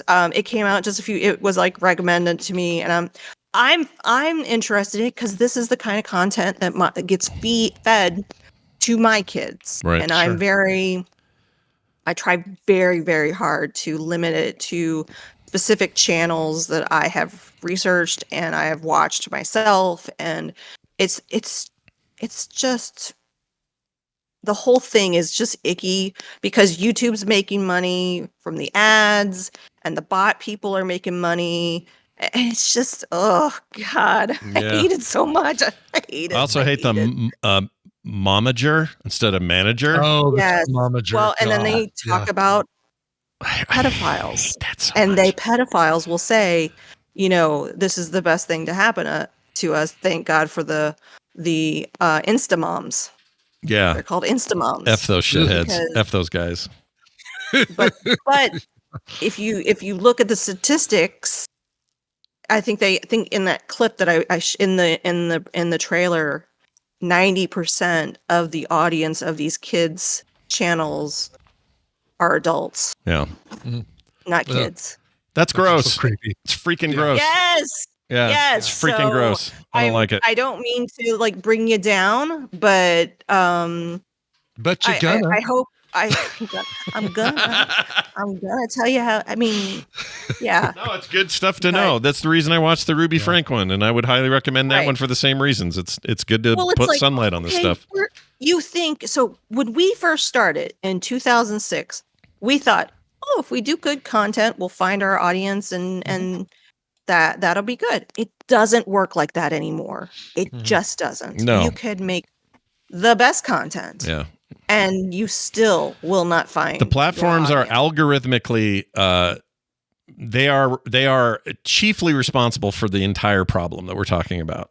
And it's because they built ways to gain those ways and then get in, then nefarious people would do that to get the hits, to get the likes, to get the stuff so that they're the biggest names. And it has so little to do with what they make. Quality, right. And that sucks. Well, and you have an endless pool of kids that when you ask them in school, what do you want to be? They're going to say a YouTuber. Yeah. Yeah. You have an endless pool of kids that want this. And you have these poor 11 kids in this documentary. They're like, this has messed me up for a long time. Yeah. And they're clearly in therapy. And you know, I'm not giving excuses to their parents, but the way that they were manipulated, and you want to do what's best for your kid. You also want to help your kid like achieve their goals and do their thing. And there's some real lessons being learned right now about all this stuff. I hate that we're in it, and I know we're in it, and it's going to get worse until... You know what it reminds me of? It is basically this. It's old white guys in Congress either get replaced or they die off because they don't understand what. No, they don't get it. They don't understand. Chuck Grassley, maybe he's on there for all I know. Maybe he's in there looking at these girls. I don't know what he does. I'm not trying to say. Chat room, yeah, I don't know. Here's what I'm going to say, though. It's good. It gets sunlight. We learn from it. It's the same thing that happened with that recent documentary about the 90s Nickelodeon crap and that guy that was abusing everybody. Oh, yeah. Like that's a great example of a thing where at the time it seemed like this was great. Everyone's great. These kids are great. Everyone's succeeding on their own merits. And then it turns out there's all this dark shit underneath. It's almost there's almost always this stuff. So keep your eyes open. Don't believe what you see. Watch these documentaries. Learn. Be a better parent. This is all good. It's all good stuff for us. Where's this playing, Nicole? I know you need to go. Netflix. Yeah. Okay. And somebody's telling me I need to be a better mom and take my daughter to therapy. I got 2 minutes. Yeah. F these guys. I'm good. Well, no worries. You're good. And also have fun doing that. We'll see you next week for more. Right. And we'll see you in Vegas even sooner. Maybe I'll have a more positive one for you. No, I will make it a point to make it a positive one. All right. Be a documentary on how to make cookies. Bye. That's right. Can't wait to see you. Bye-bye. Can't wait. All right, Brian, my recommendation this week is... Hour 2. Here in hour 2 of our long marathon episode.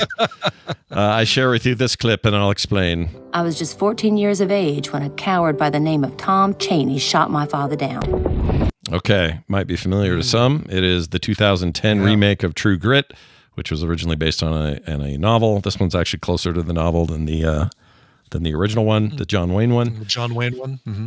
This is the Coen brothers in 2010 making, I think this was the movie they made. I can't remember if there's anything in between No Country for Old Men and this. This might have been the next thing. I can't remember. But they were on a bit of a roll, in my opinion. And this is one of my favorite movies ever made. It is both Coen brothers quirky. It's one of their movies where it's the most mixing of the two things they do best, which is really quirky character stuff, often very comedic. Maybe on the far end of that scale, you have Raising Arizona or something like that. Sure. And then way on this side, you have Blood Simple and No Country and Fargo to some degree. They're further on this more like shocking, not so much violent, but like crime story what do they call Southern Gothic kind of stuff, all that stuff over there. In the middle, they sometimes meet in the middle, and they've done that here with True Grit, where it is both of those things. We've got the quirk and the characterizations are wonderful, and there are moments of laugh out loud, and then there are moments of seriousness, but it all works. None of it feels out of place. Everybody puts in killer performances. Jeff Bridges is amazing. Matt Damon's amazing. Haley Steinfeld, nominated for a Best Actress or Best Supporting Actress role for this.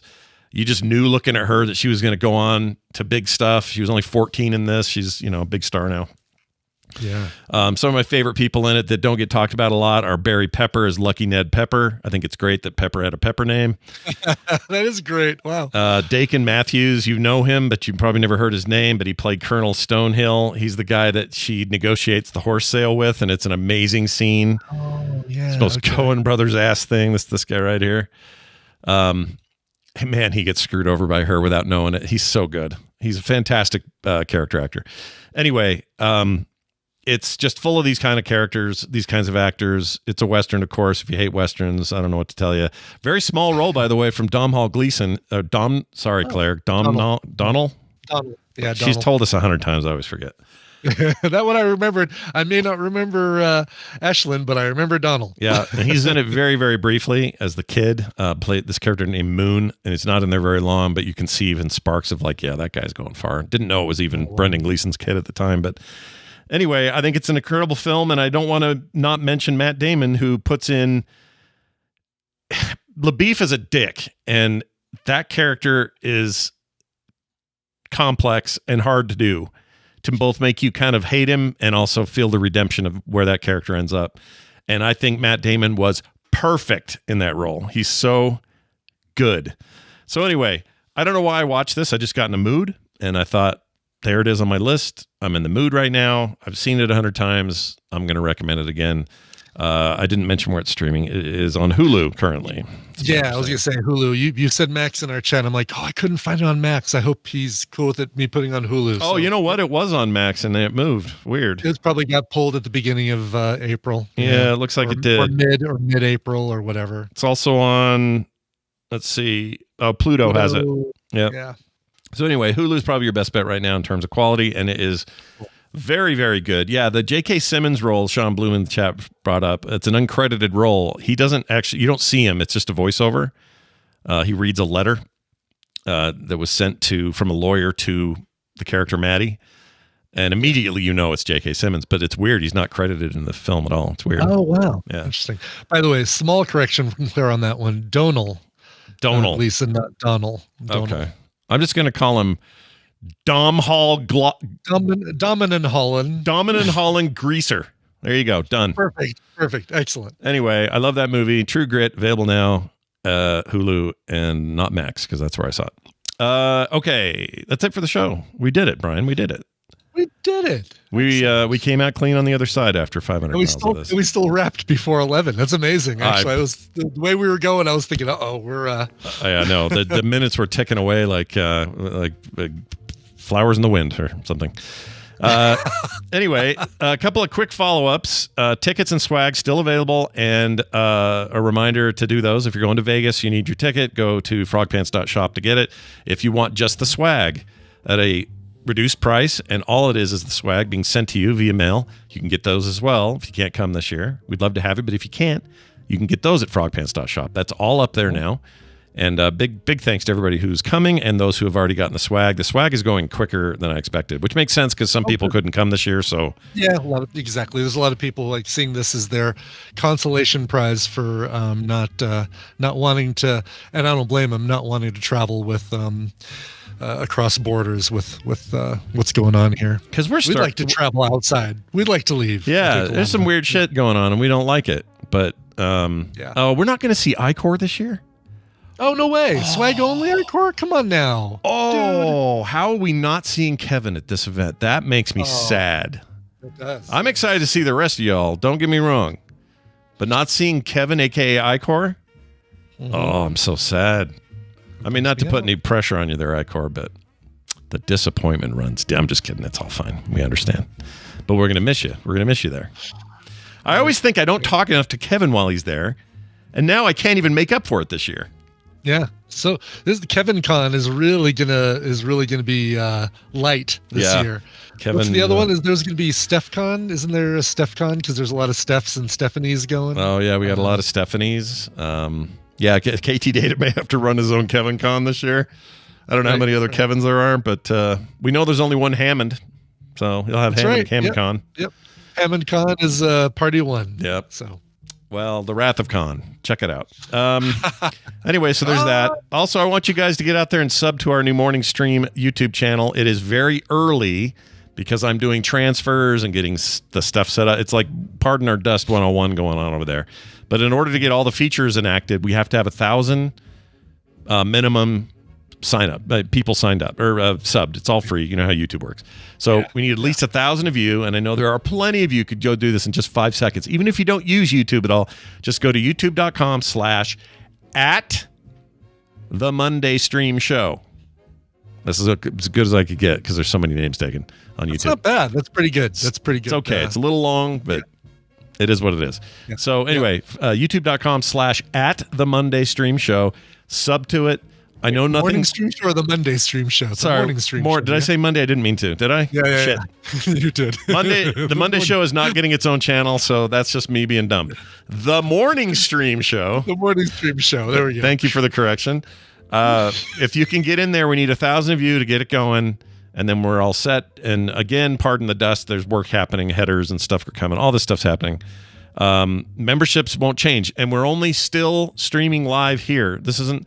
So a couple of notes about that. Rufus just asked. We'll still stream all TMS from this channel and from Twitch, although Twitch is emoticon only. But that's happening every day. No changes to that. We will not be streaming from those sites, partly because without the 1,000 people, you can't stream anyway. Sure. They have rules over there about that stuff. But also, I want that to stay kind of standard and regular. You'll also be able to get all the shows that let's say you watch them after the fact. All the TMS episodes will still show up in the playlist over here. So on this channel that we're live on right now, the Frog Pants channel, that playlist continues in perpetuity. We're just going to be adding them to that playlist from over there. So I know this all sounds confusing, and you might ask why. There's lots of reasons. I won't get into them now. But the main reason, the chief among these is just we're trying to grow our video audience, and the way to do that is to focus. So we're focusing. Anyway, long and the short of it. Oh, and then also Brian has access to it, so he can post shit. We're going to put extra stuff up there all the time. It'll be great. Yeah. It doesn't It doesn't change anything with Discord. It doesn't mean any other changes. You don't have to do anything really.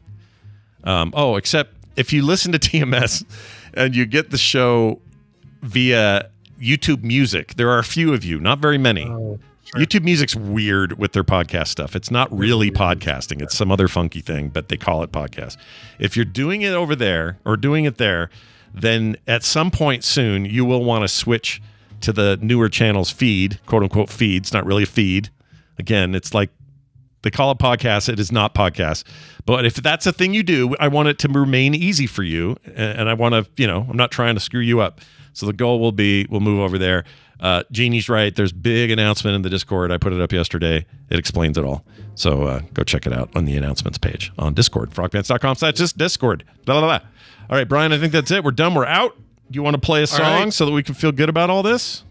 Yes, let's get to a request from Matthew. Matthew says, "Greetings from Bonnie, Scotland, sausage and beans. This is becoming dangerously like an annual tradition where I celebrate my 3rd year in my job. In the last 12 months, I've seen too many bands to mention, and every time I come to work the next day, there is AD to ask me how it was and look in abstract wonder and horror, as I think it means abject, but we'll take abstract wonder and horror, as I tell her my stories from the pit. Cattle decapitation was wild. The one band I've convinced her to listen to is Ghost. So, on the 16th of April, she's coming to see them live in Glasgow with me. If Brian can play my cover to help celebrate me taking my work wife to this, sure to be amazing gig, I would appreciate it." Nice. Signed, Matthew. Nice. Congrats on another year at the company. Fantastic. For sure. So this is a cover of 82nd All the Way by Amaranth. This is great. It came out in 2020, and you're going to love it. Here's Amaranth and 82nd All the Way. Wear them loud and proud, friend. Be large and in charge. You're always welcome at frogpants.com.